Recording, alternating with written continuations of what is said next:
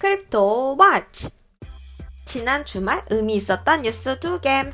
지난 연말에 비트코인의 선물 거래가 허용되면서 암호화폐의 제도권 진입은 시작되었습니다.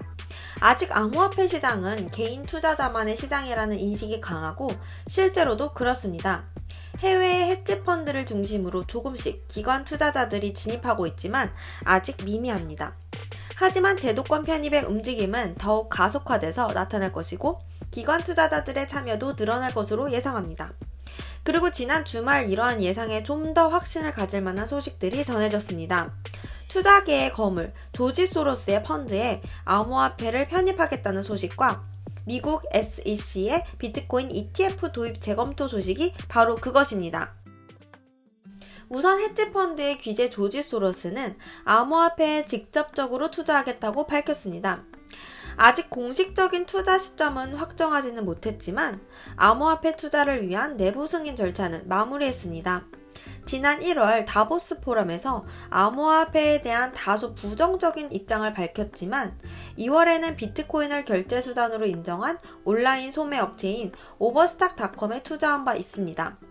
헤지펀드의 거물 소로스의 투자는 침체된 암호화폐 시장에 활력을 불어일으킬 수 있고 아울러 기관 투자자의 시장 진입에 초석이 될 것으로 보입니다. 그리고 지난해부터 관심이 쏠린 비트코인 ETF 상장이 점차 가시권에 들어오고 있습니다. 미국 증권거래위원회는 비트코인 ETF 상장 제안을 검토하기 시작했습니다.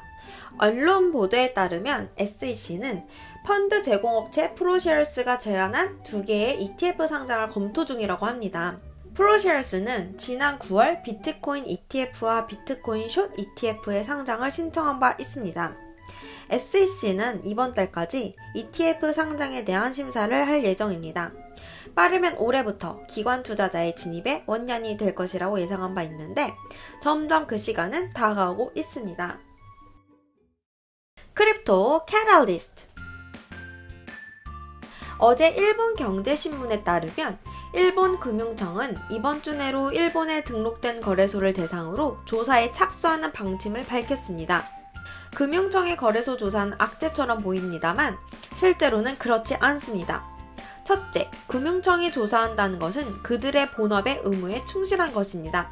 조사 중에 문제를 발견한다 할지라도 심각한 문제가 없는 이상 바로 폐쇄 명령은 내리지 않습니다. 일반적으로 일본 금융청에서 업무 개선 명령이라는 행정처분을 내리고 기한 내에 금융청이 만족할 만한 개선이 없는 경우에만 업무 정지 명령을 받습니다.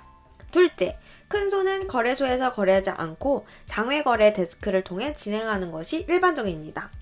장외거래는 시세를 너무 크게 움직이거나 가격 급락을 유발하지 않기 때문에 큰손은 대부분 거래소를 이용하지 않습니다.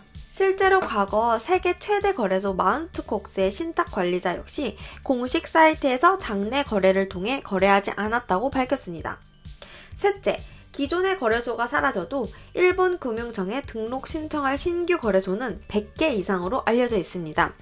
이번 조사 후에 단속 조치가 있더라도 일본에 있는 거래소의 수는 크게 줄어들지 않을 전망입니다.